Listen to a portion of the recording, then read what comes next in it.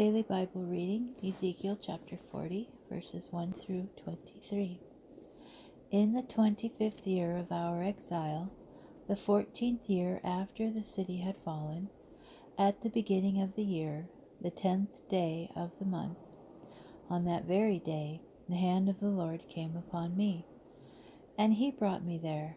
He brought me in visions of God to the land of Israel, and he set me down on a very high mountain, on which there seemed to be the outline of a city on the south. He brought me over to it, and there, standing at the gate, was a man who shone like copper. In his hand were a cord of linen and a measuring rod. The man spoke to me, "Mortal, look closely and listen attentively, and note well everything I am going to show you. For you have been brought here in order to be shown, and report everything you see to the house of Israel. Along the outside of the temple area ran a wall on every side. The rod that the man held was 6 cubits long, plus 1 handbreadth for each cubit.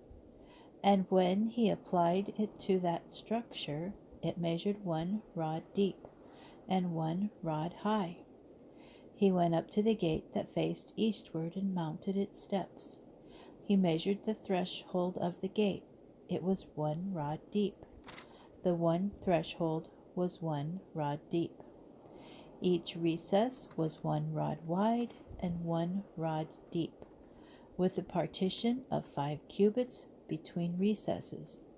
And the threshold of the gate at the inner vestibule of the gate was 1 rod deep. For when he measured it at the inner vestibule of the gate, it was 1 rod deep.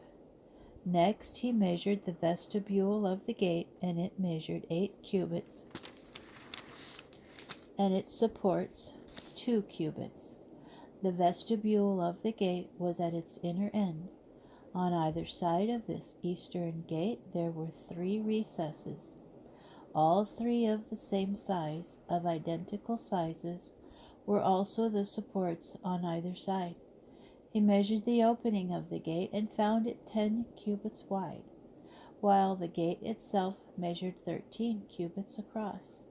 At the fronts of the recesses on either side were barriers of 1 cubit. The recesses on either side were 6 cubits deep. Their openings faced each other directly across the gate passage, so that when he measured from rear of recess to rear of recess, he obtained a width of 25 cubits. He made the vestibule 60 cubits, and the gate next to the support on every side of the court, and the distance from the front of the outer gate to the front of the inner vestibule of the gate was 50 cubits.